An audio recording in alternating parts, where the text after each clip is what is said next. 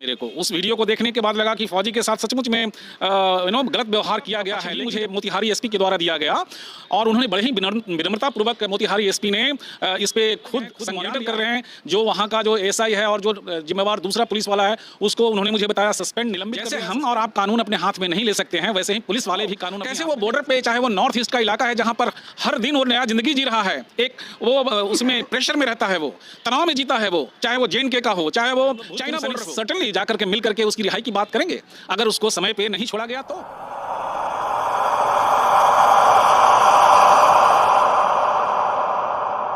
नमस्कार, आप देख रहे हैं ND24 न्यूज़ और मैं हूं निखिल।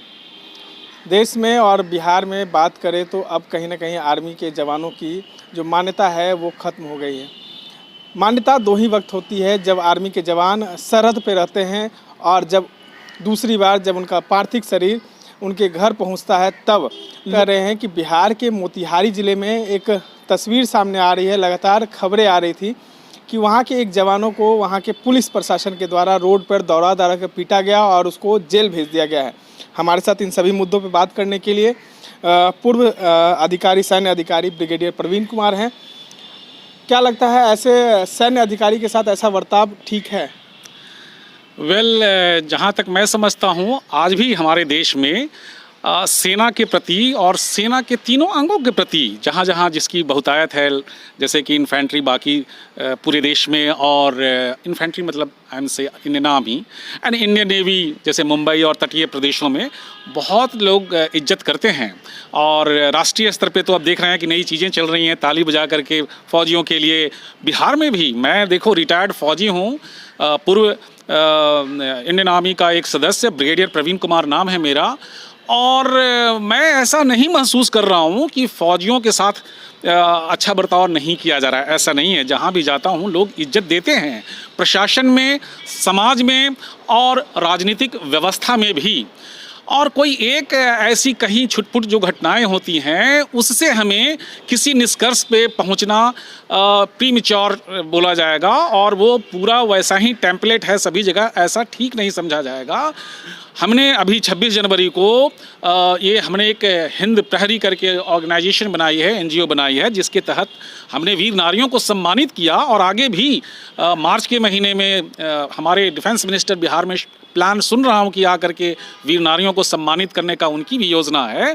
तो ये सब चीज़ें फ़ौजियों के लिए, चाहे प्रदेश सरकार हो या केंद्र सरकार हो, अच्छी चीज़ें कर रही हैं। लेकिन अब आते हैं आज के इस मुद्दे पे जो आपने बताया, खगड़िया का वो मोतिहारी का। हाँ, मोतिहारी SP से मैं टच में हूँ इसमें पिछले 3 दिनों से, 2 दिनों से बल्कि, क्योंकि जब से ये घटना हुई शाम तक मेरे पास इसका इन्फॉर्मेशन आया और एक वीडियो भी भेजा गया मेरे को। उस वीडियो को देखने के बाद लगा कि फ़ौजी के साथ सचमुच में गलत व्यवहार किया गया है। लेकिन जब दूसरा पक्ष भी मुझे मोतिहारी SP के द्वारा दिया गया और उन्होंने बड़े ही विनम्रता पूर्वक मोतिहारी SP ने इस पे खुद संज्ञान लिया है, खुद इंडल्ज हैं, खुद मॉनिटर कर रहे हैं। जो वहाँ का जो SI है और जो जिम्मेवार दूसरा पुलिस वाला है उसको उन्होंने मुझे बताया सस्पेंड, निलंबित कर दिया है, सस्पेंड कर दिया है, और एक निष्पक्ष ASP को वहाँ पे तैनात करके उससे उसकी पूरी जाँच करवाई जा रही है, और जो भी किया जा सकता है वो कर रहे हैं।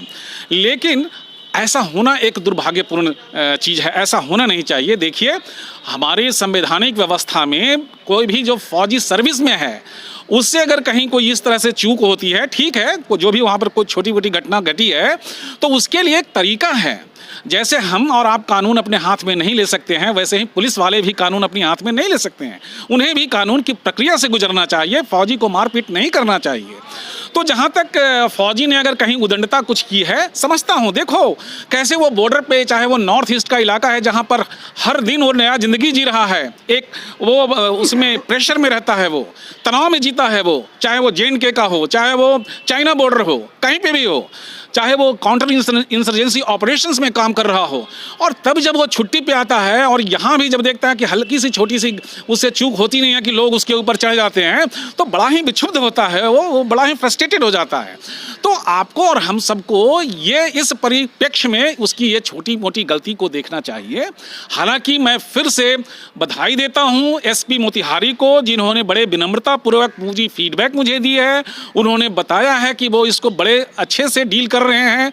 फौजी के परिवार, उसकी वाइफ को मैंने बात किया, उसके भाई से मैंने बात किया और सबों को ये फीडबैक मैंने बताया हम कि देखो अब कानून की प्रक्रिया में चला गया है तो उसको उस तरह से किया जाए, उसकी यूनिट को इन्फॉर्म कर दिया गया है और जो भी रूल पोजीशन के मुताबिक अब इस सब्जेक्ट को डील किया जा रहा है। क्या आप लोग वहाँ पे जाएंगे और उस फौजी जो हैं उनकी रिहाई के लिए आप लोग लगातार आवाज़ उठाएंगे?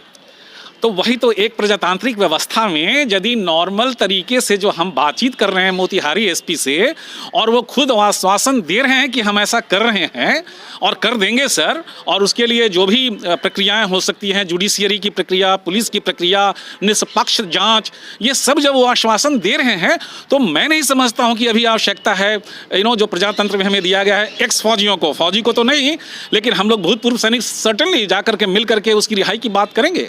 अगर उसको समय पे नहीं छोड़ा गया तो न्याय हमारे फौजी भाई जो फौज में सर्विस कर रहा है या जो रिटायर है उसके लिए हम सब खड़े रहेंगे। तो अभी मुझे नहीं लगता है इसकी आवश्यकता है। आश्वासन दिया गया है, समय पे उसको कानूनी प्रक्रिया से गुजार करके उसको छोड़ने की व्यवस्था करने के बारे में हमें प्रॉमिस किया गया है और ऐसा अगर हो जाता है तो अच्छी बात है। It's a win win situation.